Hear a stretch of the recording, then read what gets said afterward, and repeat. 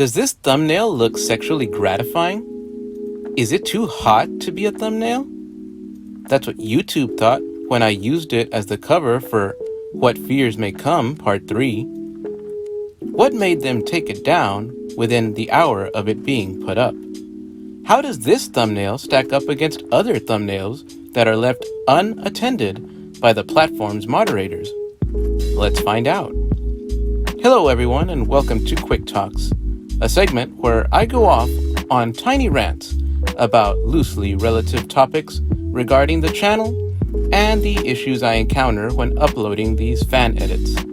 I know these aren't your favorite uploads, but segments like these help add a little balance to the channel, bringing more understanding and significance to the razor's edge content that gets uploaded. As I've said in the past, I hope this channel is ultimately judged with the ideology that the whole is greater than the sum of its parts. After all, YouTube prohibits isolation of sexual situations in TV and movies for the purposes of just that, isolation. Let's hope this channel gets the same treatment. So without further ado, let's proceed. We all understand that thumbnails are intended to generate clicks. Clicks turn into views, and if viewers like what they see, they become subscribers. This truth isn't lost on me, and that's why all the more recently I've taken greater care in customizing thumbnails with greater visual impact. Most recently, 80s horror movie posters have become something of an inspiration. Just look at some of these amazing artworks.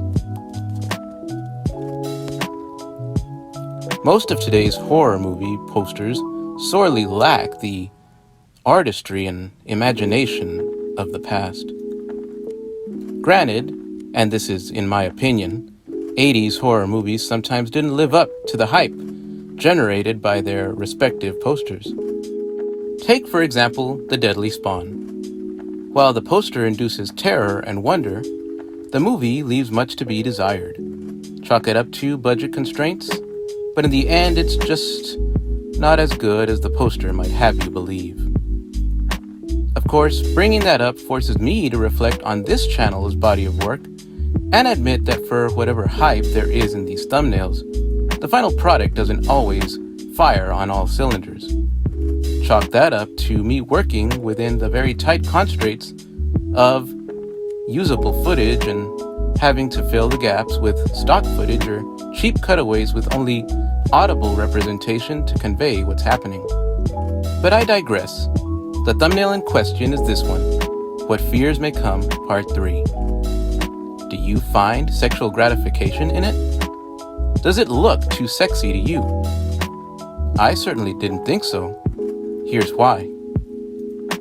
YouTube has certain guidelines to follow as it relates to the content uploaded. That goes for thumbnails too. According to the guidelines, as of October 5th, 2021, there are to be no thumbnails that include pornographic images depicting sexual acts, nudity, or other sexually gratifying imagery. Look at this thumbnail and ask yourselves, does it hit any of those marks? The women are clothed, so nudity is immediately scrubbed from the list. One woman reaching for another woman's armpits? Is that sexually gratifying? Of course, that could be argued. So let's break down the definition of gratification as it stands today, October 5th, 2021. Gratification is defined as the plausible emotional reaction of happiness in response to a fulfillment of a desire or goal. Does this thumbnail in fact evoke such pleasurable emotional reactions? It could, but can that same sentiment be applied universally? The answer is a resounding no. Ultimately, it falls on the individual viewing the thumbnail to determine that. For example, a straight man might come across this thumbnail and feel no sexual arousal. In this example, it's not a sexually gratifying image. So if a woman reaching for another woman's armpits can be deemed sexual, wouldn't that therefore call into question a number of thumbnails that, to this day, remain untouched. Here are some examples. Ask yourself if there's some sexuality to be found in any of them. Now, I'm not taking shots at any of these content creators. I'm simply contrasting their thumbnails with mine to see how they measure up in terms of supposed sexual gratification. The last thumbnail is linked to a name many of us are familiar with, Jake Paul. It's been up for a year. And then there's intent.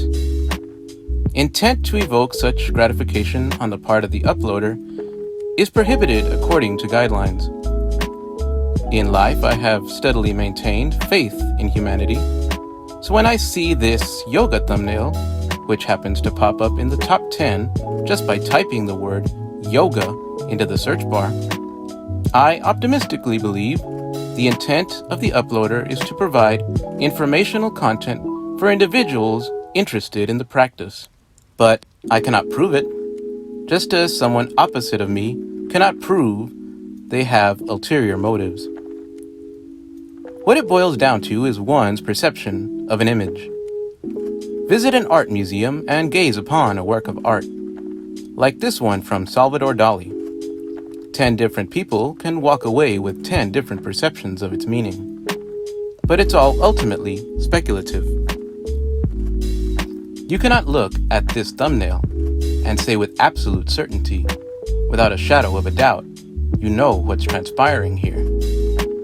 You can merely speculate as to the context and the intent of the uploader. Take Scott Peterson as an example. At the time this photograph was snapped, police were actively investigating the disappearance of his pregnant wife, Lacey. Would you have guessed it just by looking at the photograph? Probably not. His smile doesn't suggest that. Images can be deceptive. And that is the very image that vilified him in the court of public opinion, a court whose sentence was passed long before due process had even been carried out. Ultimately, I don't make the final call. All I do is dance around the minefield and hope I don't trip on an explosive. Those in charge and the guidelines they set should be respected. I just hope this video has helped illustrate my side of things, some of the tightropes I walk when uploading content, and how it compares with some of the content that's given a pass. If you've made it this far, thank you for hearing me out. If there's a next time, I hope you'll join me again for another quick talk.